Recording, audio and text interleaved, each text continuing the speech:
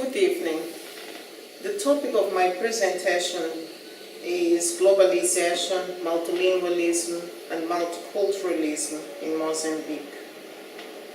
The present paper discusses the issue of increasing levels of multilingualism and multiculturalism worldwide as a consequence of ongoing globalization, and look at the major challenges involved in managing linguistic and cultural diversity at societal, institutional, and academic level in particular.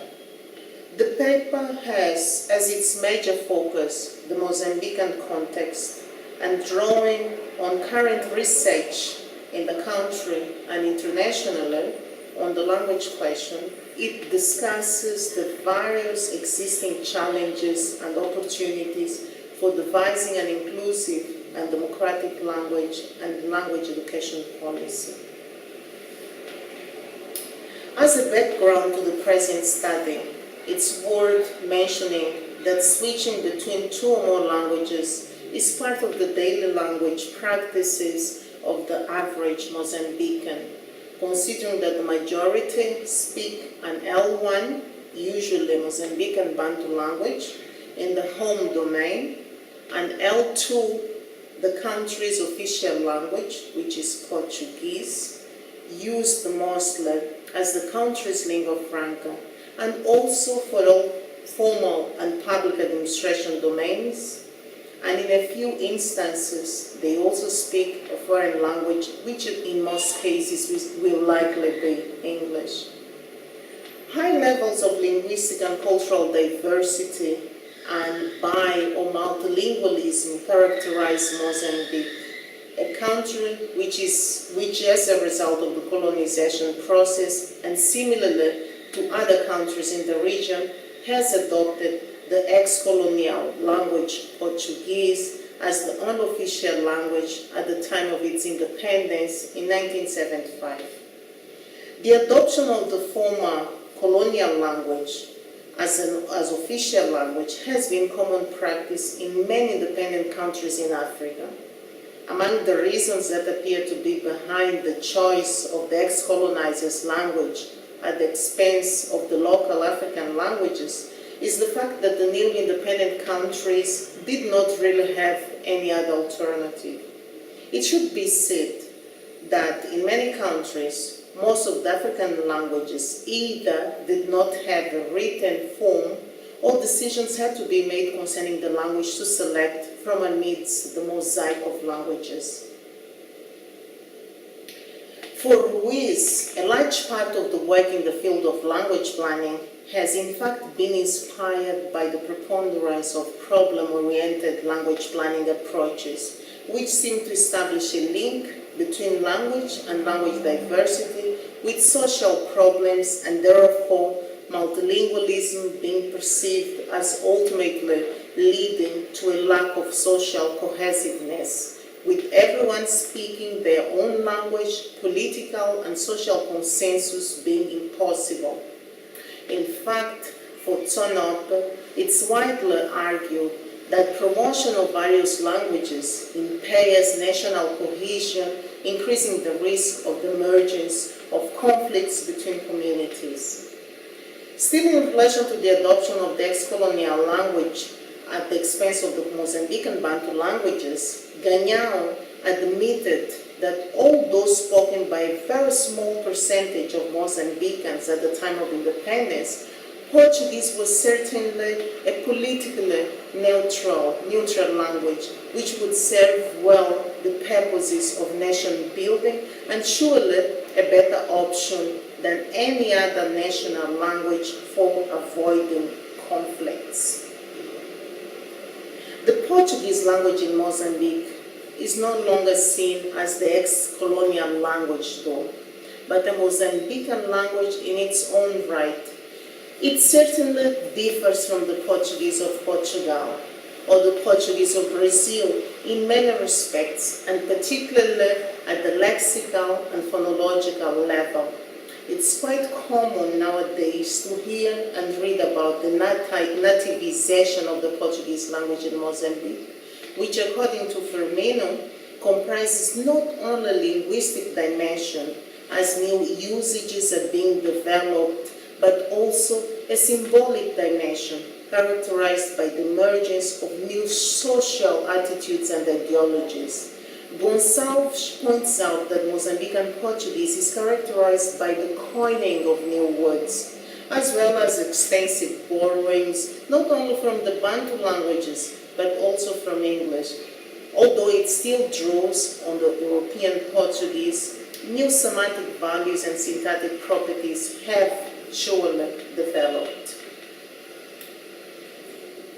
As already mentioned above, Mozambique is a multi-ethnic, a multicultural, and a multilingual country, and this heterogeneity is certainly a result of the encounter and contact over the years between different groups of people, among them Islamic coastal traders, European colonizers, and indigenous populations. 16 main ethnic groups, mostly of Bantu origin, are recognized in the country. In addition, we also find population groups of European descent, mixed Euro-Africans, Indians, and Chinese. As a result of ongoing globalization, the levels of multilingualism and multiculturalism have surely increased in Mozambique due to the presence of large numbers of Chinese nationals working mainly in the construction industry, Indian and Brazilian nationals working for the mine industry, just to mention a few. Globalization, characterized by increasing levels of population movements and migration, is just one side of the coin. The other side is certainly the partition of Africa in the 1800s, which in my view has also contributed greatly to increasing levels of ethno-linguistic and cultural diversity in the African territories, and particularly in Mozambique.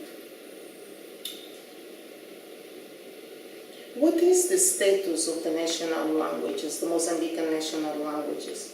Until recently, the use of Mozambican national languages had mostly been assigned to the home and the family and the informal domain.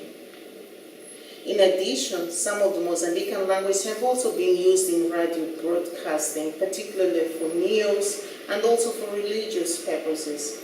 In regards to the status of Mozambican national languages, it would be quite prudent to argue that feelings and attitudes towards them have throughout the years been quite ambivalent, a mixture of positive and negative feelings. Although the Mozambican national languages, or the use of the Mozambican national language has been excluded from the formal context, they are strongly viewed as vehicles and symbols of the Mozambican national ethno-linguistic and cultural identity. And for that reason, their vitality is quite high. What are the challenges then in managing multilingualism and diversity? Managing multilingualism and diversity at society and school level raise a number of challenges that include, among others, the following. The need to manage people's attitudes to minority and majority languages, or so-called languages of wider communication, people's perceptions on the symbolic value of languages, the issue of the costs involved, for instance, in providing mother tongue education to everyone, and the costs of defining a language policy that includes all languages and population groups, as well as the need to eliminate ethnic and social cleavages. In spite of the above-mentioned challenges, a number of successful examples are reported from different parts of the world. For instance, among others, we have in Europe the European school model in providing multilingual education, and in India, there is the case of tribal multilingual education. As many have argued before me, although managing diversity is a very arduous and expensive endeavor, it's worth it Multilingualism and language diversity should be seen as sources of knowledge and enrichment, as much more of an asset than its advantage, or as very appropriately put by Lord Giorgio Bianco, as resources for the individual, the society, and the economy. Linguistic diversity enriches our world and our reality because all languages are repositories of knowledge, as Neville Alexander said.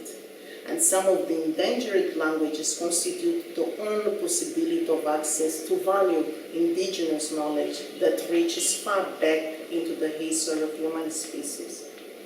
Based on the above, and these are my concluding remarks, and informed by the best international practices, I advocate for the need to devise an inclusive and democratic language education policy for multilingual contexts such as the Mozambican one, in which there is room for smaller or minority languages or bigger and majority languages. This is a policy that's grounded on the discourse on linguistic human rights, Skutna Kangas. It's also a policy aimed at maintaining the country's linguistic diversity while promoting its cultural and economic development, and at the same time fostering national integration and helping the Mozambicans to keep abreast of world developments and participate in the so-called knowledge society.